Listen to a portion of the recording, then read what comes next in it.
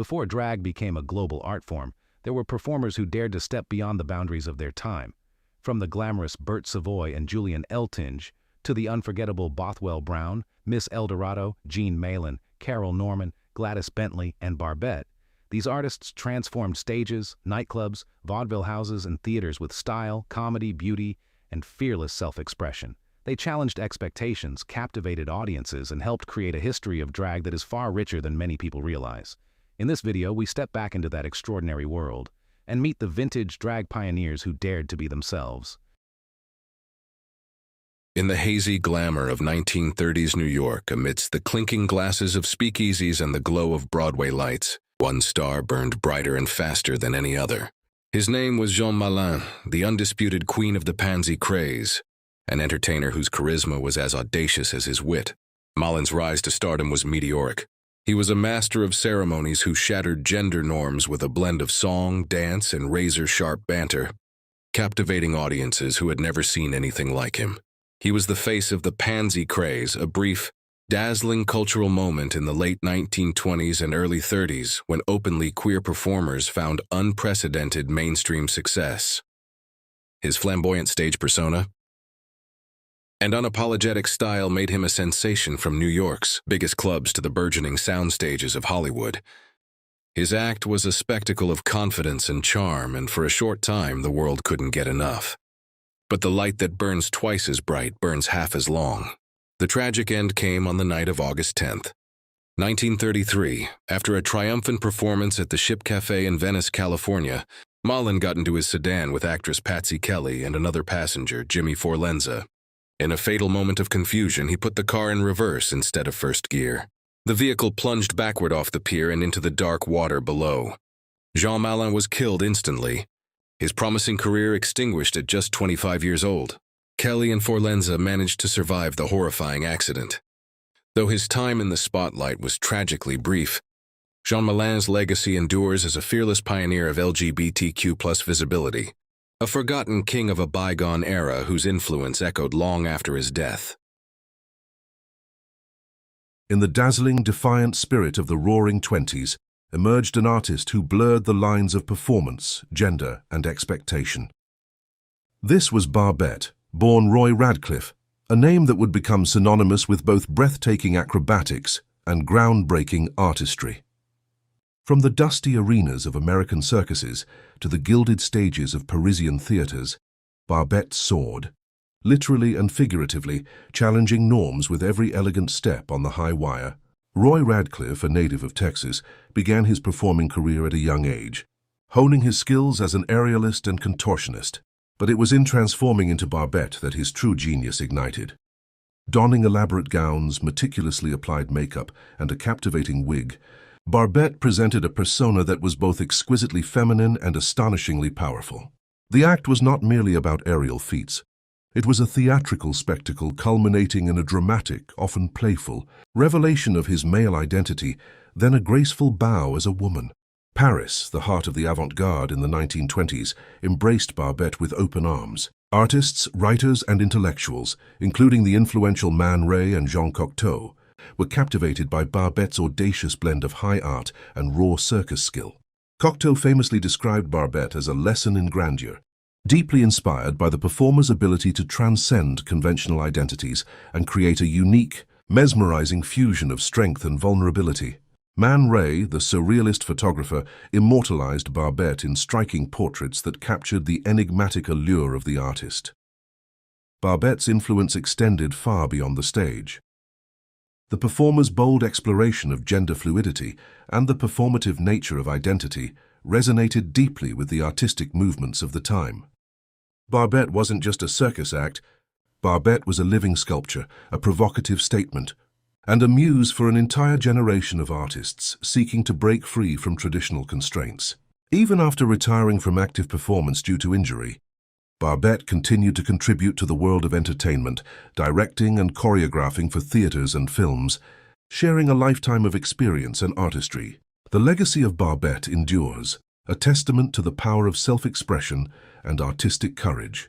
A pioneer who dared to challenge societal boundaries, Barbett remains an icon, reminding us that true art often lies in the spaces between. in the audacious blend of the unexpected, forever spinning on the high wire of imagination. In the heart of the Harlem Renaissance, amidst a vibrant tapestry of art and revolution, one performer dared to be different. She was a powerhouse vocalist, a comedic genius, and an icon of defiance. This is the story of Gladys Bentley, the black lesbian cross-dressing entertainer who shattered every rule society tried to impose on her.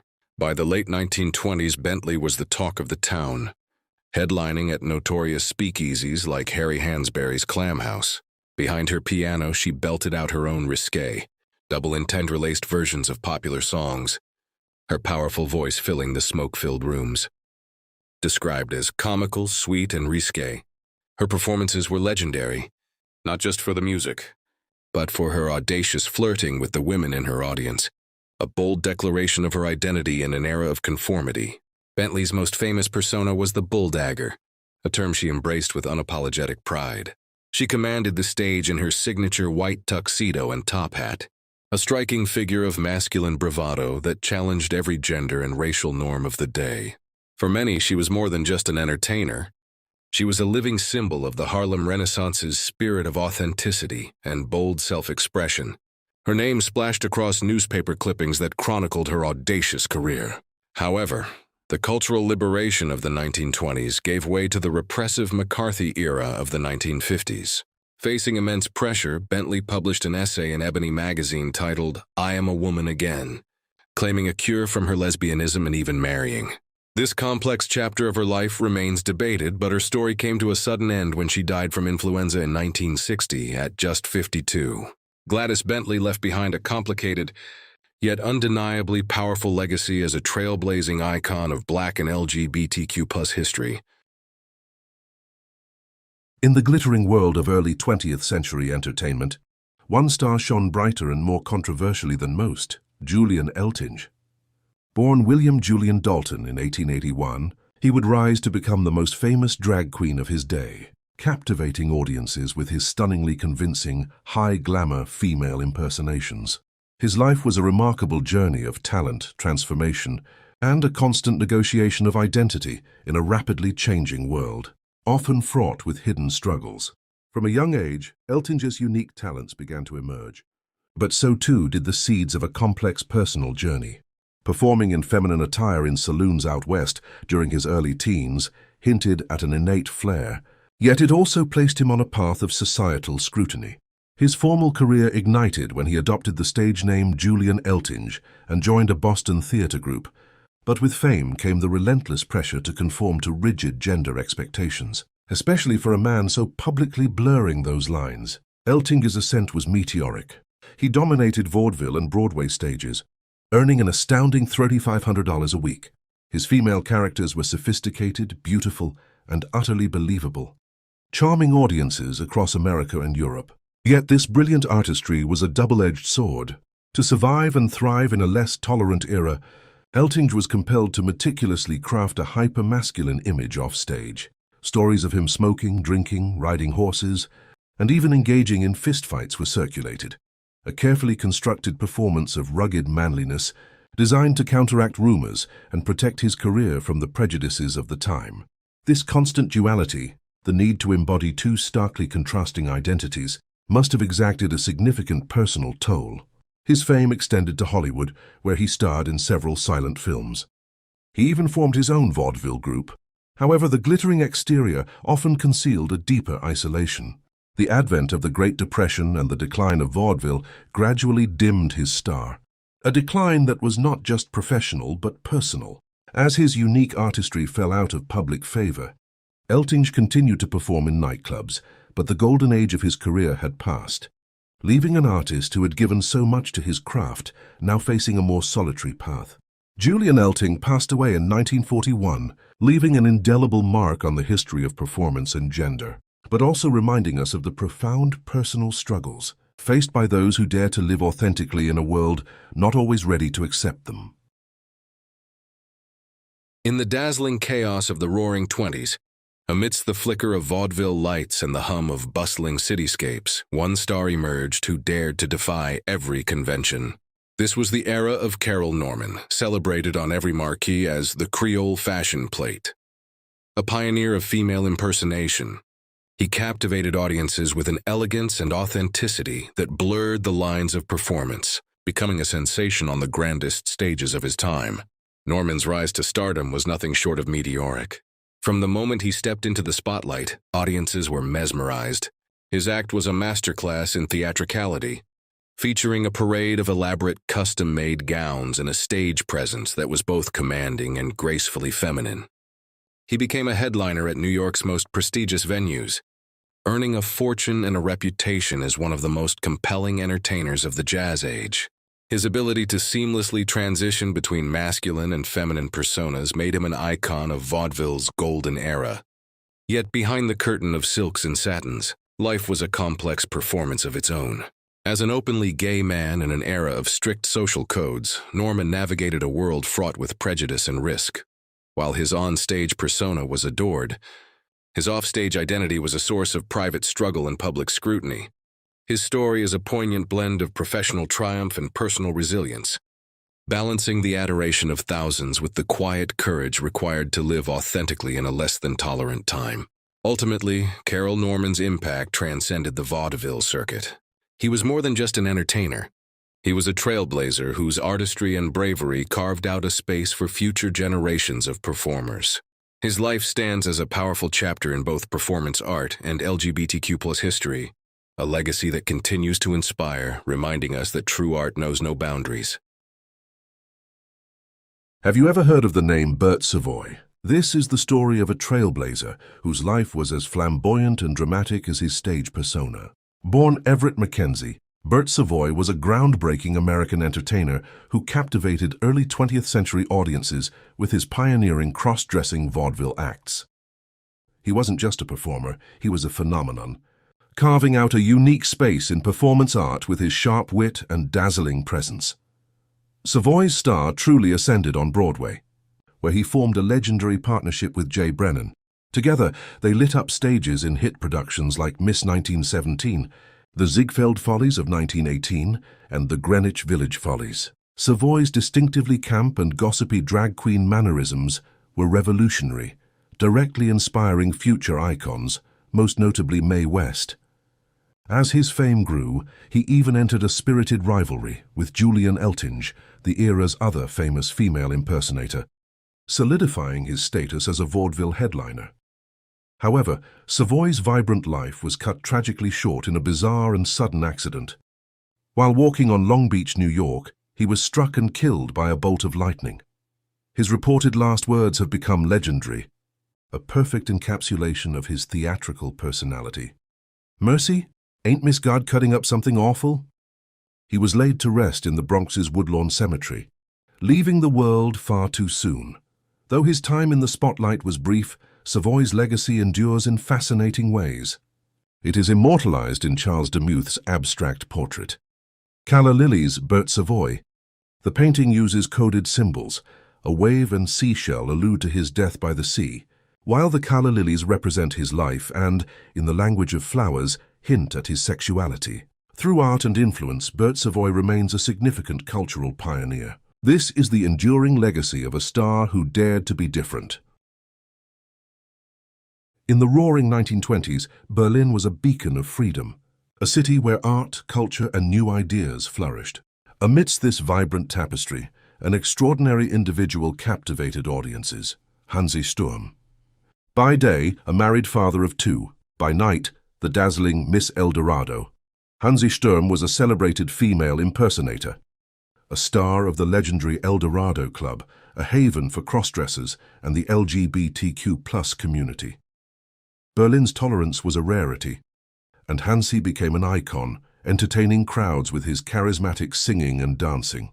His performances were legendary, culminating in his crowning as Miss Eldorado in 1926. He was even famous for theatrically removing his padded breasts and tossing them into the orchestra during his act, a bold statement in a city embracing liberation.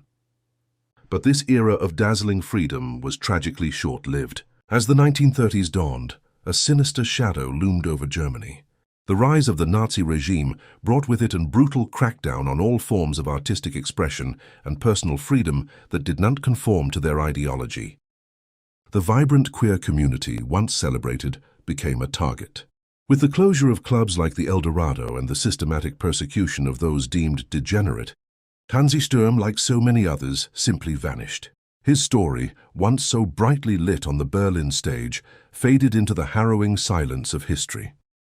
What became of the flamboyant Miss Eldorado? Did he flee? Was he imprisoned? Or did he simply try to blend into a society that no longer tolerated his true self?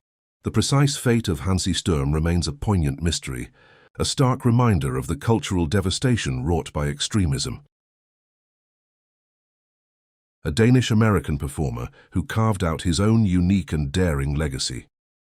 This is the story of Bothwell Brown. Born Walter Brune in 1877, Brown began his career as a dancer, quickly becoming a rising star in the demanding world of vaudeville. He wasn't just an impersonator, he was a true performer. His 1908 New York debut as the Gibson Girl set the stage for a career defined by both elegance and controversy. While critics constantly compared him to the more famous Eltinge, Brown captivated audiences with a style that was all his own, sexy, provocative, and sometimes even dangerous. He famously danced with a live snake on stage, pushing the boundaries of performance art. In 1911, his Broadway show Miss Jack opened just a week before Eltinge's own production, fueling their public rivalry. But Brown's crowning achievement came in 1919. He starred in the silent film Yankee Doodle in Berlin, playing an American aviator who cross-dresses to become a spy behind enemy lines.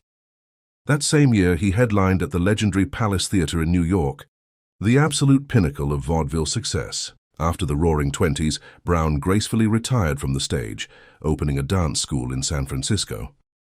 Though he disliked the label female impersonator, Bothwell Brown remains a vital, audacious figure in the history of performance, a testament to the power of transformation. Born in 1901, Covert was a shapeshifter of early cinema. He was a gifted actor, a daring aerialist, and one of film's earliest, most celebrated drag artists. His crowning moment came in the 1925 silent masterpiece, The Wizard of Oz. Playing the Phantom Flight of the Crow, Covert wore a massive, breathtaking feathered costume. He designed it himself. Standing on giant stilts covered in plumage, he commanded the screen with a surreal, hypnotic elegance that captivated audiences worldwide. But as Hollywood talkies arrived, the industry grew rigid. The spotlight faded, but Covert's artistry did not. He stepped behind the lens, launching a highly successful photography career. He captured the era's biggest stars and became famous for his striking, artistic male physique photography, celebrating the human form with the same boldness he lived his life. Tragically, this brilliant light was cut short. In 1949, at just 48 years old, Frederick Covert took his own life. Though his name was nearly lost to time, his legacy endures. Frederick Covert, a fearless gay pioneer who wore feathers, defied norms, and captured beauty on both sides of the camera. And that's a look back at the unforgettable world of vintage drag performers, artists who brought glamour, courage, humor, and individuality to every stage they touched. Their stories remind us that drag has always been more than a performance. It's been about self-expression, community, and the freedom to be seen. If you enjoyed this journey through drag history, don't forget to like, subscribe, and join us for the next trip down memory lane. Until then, keep celebrating the legends who paved the way.